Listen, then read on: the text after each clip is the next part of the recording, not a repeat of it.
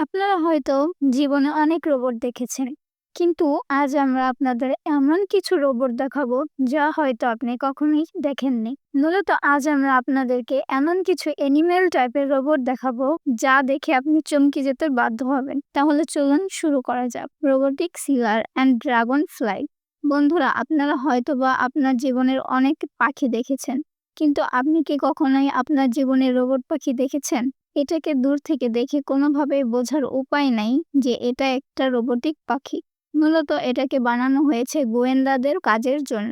আর যেহেতু এটা দেখতে অনেকটা পাখির মতো, তাই এটা দিয়ে অনায়াসে গোয়েন্দার কাজগুলো করানো যায়। তাছাড়া এটা অনেকটা ড্রোনের মতো করে উঠতে পারে এবং আপনি চাইলে এটাকে আপনার স্মার্টফোনের সাথে কানেক্ট করে কন্ট্রোল করতে পারেন। Emotion butterfly. আপনারা এখন যে প্রজাপতিগুলো দেখছেন, এগুলো কিন্তু সত্যিকারের কোনো প্রজাপতি নয়। এগুলো হচ্ছে রং বেরঙের আকাশে উড়ে বেড়ানো এক ধরনের রোবট। এগুলো দেখতে যেরকম অনেকটা আসল প্রজাপতির মতো, তা শুধু নয়, এগুলো আসল প্রজাপতির মতো উড়তে পারে এবং ভাব ভঙ্গি করে দেখাতেও পারে। এই রোবট প্রজাপতির মাঝে ব্যবহার করা হয়েছে জিপিএস। তাছাড়া আরও ব্যবহার করা হয়েছে ইনফ্রারেড ক্যামেরা, যার মাধ্যমে এটা খুব সহজেই যে কোনো জায়গায় উঠতে পারে। আপনি জানলে অবাক হবেন, এই প্রজাপতির ওজন মাত্র 20 গ্রাম, যার মধ্যে একটি ছোট ব্যাটারি রয়েছে এবং সেই ব্যাটারির মাধ্যমে মোটর ফাংশনকে চালিয়ে এটাকে উড়ার ক্ষমতা দিয়ে থাকে। এমনকি এর মাঝে ব্যবহার করা হয়েছে স্মার্ট টেকনোলজি, যার মাধ্যমে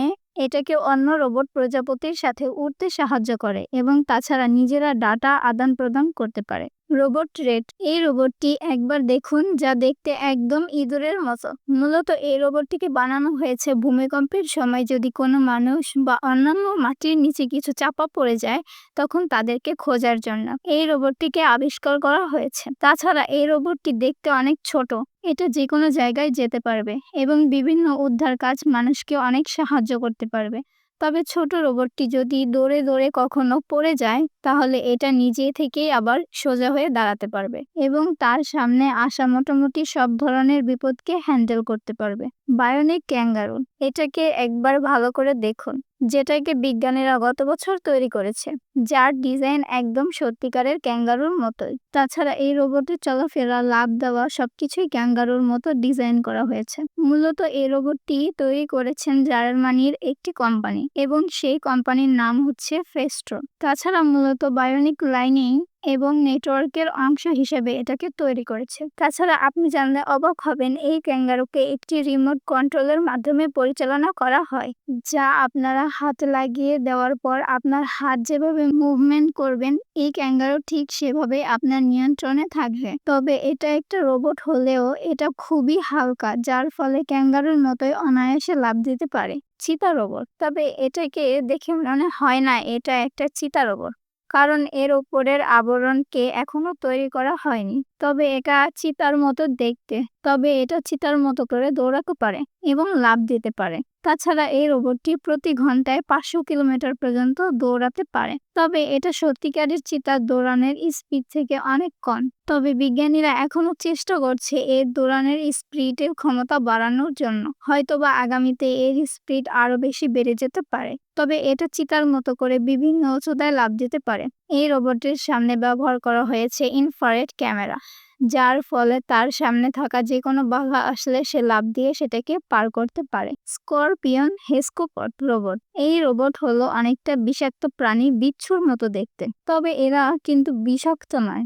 বেলজিয়াম শহরে বসবাস করা 3 বন্ধু মিলে এই রোবটটিকে তৈরি করেছে। তাছাড়া এই রোবটটি তার সামনে যে কোনো ডিরেকশনেই চলতে পারে, অথবা তার সামনে কোনো বিপদ আসলে সে খুব সহজেই সেটাকে টপকে চলে আসতে পারে। তবে এই রোবটের সবথেকে বিশেষত্ব বিষয় হলো, এই রোবটটি আসল বিচ্ছুর মতো তার লেজ দিয়ে দাগ লাগাতে পারে।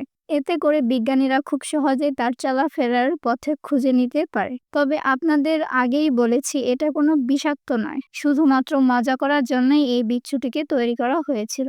তো বন্ধুরা, এর মাঝে কোন রোবটটি আপনার কাছে ভালো লেগেছে তা অবশ্যই একটি কমেন্ট করে জানিয়ে দিবেন এবং সেই সাথে ভিডিওটি লাইক করতে কিন্তু ভুলবেন না। বন্ধুরা, একটি ভিডিও তৈরি করতে অনেক পরিশ্রম করতে হয়, তাই দয়া করে আমাদের চ্যানেলটি সাবস্ক্রাইব করুন এবং পাশের বেল আইকনটি প্রেস করে অল করে দিন। পরবর্তী ভিডিও দেখার জন্য আমন্ত্রণ জানিয়ে আজ এখানেই শেষ করছি। সবাই ভালো থাকবেন, সুস্থ থাকবেন। আল্লাহ হাফেজ।